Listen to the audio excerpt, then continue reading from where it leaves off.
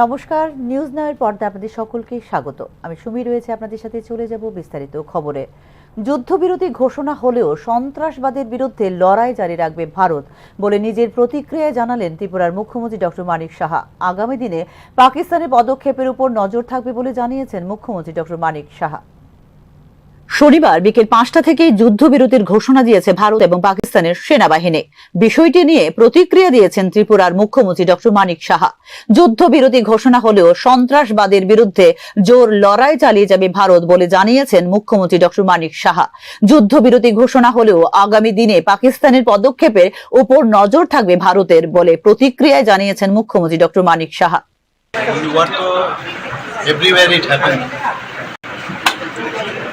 Depends upon circumstances, and internationally also we have to decide. So for time being, already a declaration has been made for ceasefire, and I think against the terrorism or terrorist, our fight will remain intact. But can we believe really Pakistan, when even after ceasefire, yesterday we have seen they have continued sending drones and shells towards India. They have piloted. I have also noticed, and ultimately they have withdrawn. And let's see in future what they do. Thank you, sir. উল্লেখ করা যেতে পারে, কয়েকদিনের হামলা পাল্টা হামলার পর শনিবার 10 মে বিকেল 5টা থেকে যুদ্ধ বিরতিতে সম্মত হয়েছে ভারত ও পাকিস্তান। তবে ভারত ও পাকিস্তানের মধ্যে যুদ্ধবিরতির কয়েক ঘন্টার মধ্যে ফের দেখা দেয় উত্তেজনা। আন্তর্জাতিক সীমান্ত জুড়ে পাকিস্তানের বিরুদ্ধে অস্ত্রবিরতি লঙ্ঘনের কথা জানিয়েছে ভারত। প্রেক্ষিতে শনিবার গভীর রাতে এক জরুরি সংবাদ সম্মেলনে এর তীব্র নিন্দা জানান ভারতের পররাষ্ট্র সচিব বিক্রম মিশ্রে। যুদ্ধবিরতির কয়েক ঘন্টার মধ্যে পাকিস্তান ফের গোলাগুলি শুরু করেছে, যা অত্যন্ত নিন্দনীয়। এর জন্য সম্পূর্ণভাবে পাকিস্তান দায়ী বলে জানিয়েছেন। For the last few hours, there have been repeated violations of the understanding arrived at earlier this evening between the Directors General of Military Operations of India and Pakistan. This is a breach of the understanding arrived at earlier today. The armed forces are giving an adequate and appropriate response to these violations, and we take very, very serious notice of these violations. We call upon Pakistan to take appropriate steps to address these violations and deal with the situation with seriousness and responsibility. The armed forces are maintaining a strong vigil on the situation. They have been given instructions to deal strongly with any instances of a repetition of the violations of the borders along the international border as well as the line of control. Thank you. যদিও সংঘর্ষ বিরতির প্রতি তারা পূর্ণ শ্রদ্ধাশীল এবং চুক্তির সঠিক বাস্তবায়নে প্রতিশ্রুতিবদ্ধ বলে বিবৃতিতে দিয়ে জানিয়েছে পাকিস্তানের বিদেশ মন্ত্রক। কিছু এলাকায় ভারতই নাকি সংঘর্ষ বিরতি লঙ্ঘন করেছে বলেও দাবি করে পাকিস্তান। তবে এই সংঘর্ষ বিরতি চুক্তির মধ্যস্থতা করেছিলেন মার্কিন রাষ্ট্রপতি ডোনাল্ড ট্রাম্প। কিন্তু এবার পাকিস্তানের হামলায় সেই প্রচেষ্টা ব্যর্থ হয়েছে বলেই মনে করছেন রাজনৈতিক বিশ্লেষক মহল। Bureau report, news now. ভারতের সঙ্গে যুদ্ধ পরিস্থিতির মধ্যে পাকিস্তানকে অর্থনৈতিক সংস্কারের নামে $2.4 বিলিয়ন ঋণ দিয়ে দিল আন্তর্জাতিক অর্থ ভান্ডার বা IMF। সন্ত্রাসবাদ পরিচালনাকারী একটি রাষ্ট্রকে বারবার ঋণের নামে অর্থ প্রদান করে বস্তুতপক্ষে প্রশ্নের মুখে IMF বা বিশ্ব ব্যাংকের মতো প্রতিষ্ঠানগুলি।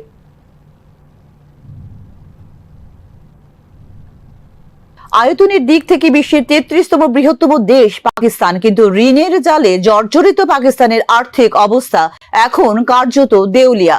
ভিক্ষার ঝুলি হাতে নিয়ে দীর্ঘ বেশ কয়েক বছর ধরে বিশ্বের এ প্রান্ত থেকে ও প্রান্তে ছোটাছুটি করছেন দেশটির রাজনৈতিক নেতারা।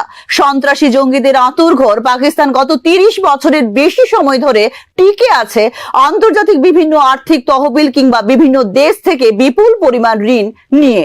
অথচ বিভিন্ন উৎস থেকে সংগ্রহ করা ঋণের টাকা কখনোই সঠিক কাজে ব্যবহার না করে সীমান্ত অপরাধ, জঙ্গি প্রশিক্ষণ এবং সন্ত্রাসীদের ভরণ পোষণ ও অস্ত্র সংগ্রহের কাজে ব্যবহার করে আসছে পাকিস্তান। ঋণ গ্রহণের সময় একটি দেশকে যে সব শর্ত মানতে হয় প্রতিটি ক্ষেত্রে নিয়ম লঙ্ঘন করে সেই টাকা বিপথে খরচ করেছে পাকিস্তান।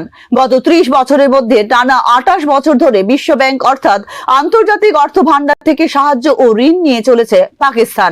অথচ বিস্ময়কর ঘটনা হলো রাষ্ট্রপুঞ্জ থেকে শুরু করে তাবর দুনিয়ার সব বড় শক্তির কাছে অজানা নয় পাকিস্তানের সন্ত্রাসী চরিত্রের কথা।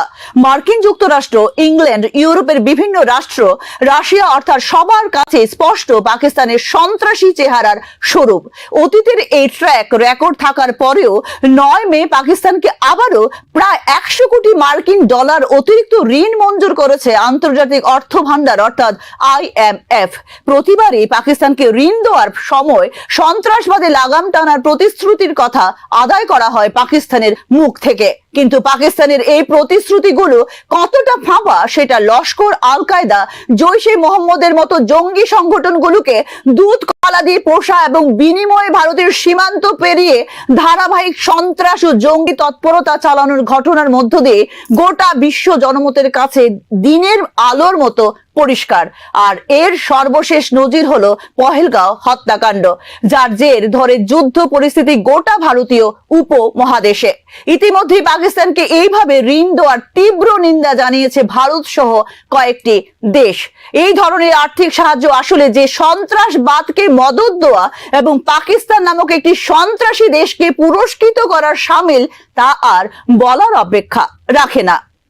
এতে করে বিশ্ব ব্যাংক নামক সংস্থা যেমন হাসির খোরাক হচ্ছে, তেমনি মানবিক মূল্যবোধ কাঁপছে মাথা ঠুকরে। আসলে সন্ত্রাসবাদের জন্মদাতা ও লালনকর্তা পাকিস্তানকে বিশ্ব ব্যাংকের ঋণ দেওয়ার মানে হলো বকলমি বিশ্বের শান্তিপূর্ণ জনমতের বিরুদ্ধে সন্ত্রাসবাদকে শক্তিশালী করা। হতে পারে IMF যখন কোনো দেশকে আর্থিক ঋণ প্রদান করে তখন রাজনৈতিক কিছু বিচার বিবেচনা প্রাধান্য পায়। যেহেতু চীন, সৌদি আরব, কাতারের মতো দেশের সঙ্গে পাকিস্তানের সুসম্পর্ক রয়েছে, সেই রাজনৈতিক সমীকরণ মাথায় রেখে এবং উপমহাদেশে ভারসাম্যের রাজনীতির কারণে কোনো অদৃশ্য প্রশ্রয় কাজ করে থাকে পাকিস্তানকে ঋণ দেওয়ার পেছনে। তবে বিগত 4 দশক ধরে যেভাবে সন্ত্রাসবাদ ভারতের বুকে রপ্তানি করে চলেছে পাকিস্তান, সেটা চলতে থাকলে তা একদিন বিশ্বকেও পুড়িয়ে খাক করে ছাড়বে বলেই মনে করছেন সংশ্লিষ্ট তথ্যবিজ্ঞ মহল। মানবতার বিভৎস শত্রু পাকিস্তানের সন্ত্রাসী আগুনে একদিন গোটা মানব সভ্যতা অস্তিত্বের সংকটে দাঁড়াতে পারে, তাও প্রায় এক প্রকার নিশ্চিত। এবুটা বাদে অপারেশন ওসামা বিন লাদেনই হলো এর প্রকৃষ্ট উদাহরণ। আন্তর্জাতিক অর্থ ভান্ডার অর্থাৎ IMF এবং বিশ্ব ব্যাংকের এই ধরনের সিদ্ধান্তের হিসেব গুনতে হবে গোটা বিশ্বকে। Bureau report, news now.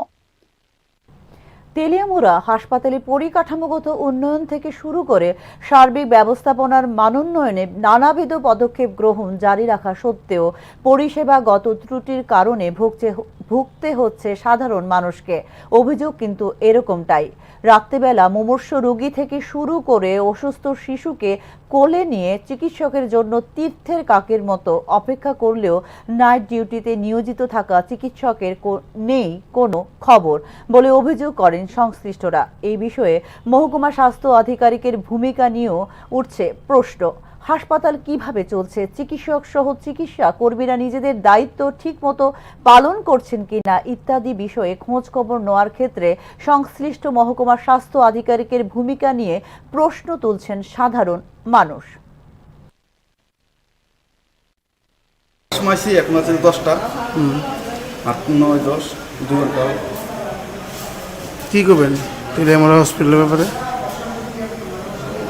আর কি করবো, যেরকম আছে কপালে এটাই মানতে লাগবে। ডাক্তার কাটা আছে আইসে না কেটে এটা তো কেন আসছে না, এটা তো যারা অনুষ্ঠান করে তাই লিভ কি লইছিলি? এখনকার মতো সংবাদ এই পর্যন্তই। পরবর্তী সংবাদ দেখতে চোখ রাখুন নিউজ নামের পর্দায়। নমস্কার।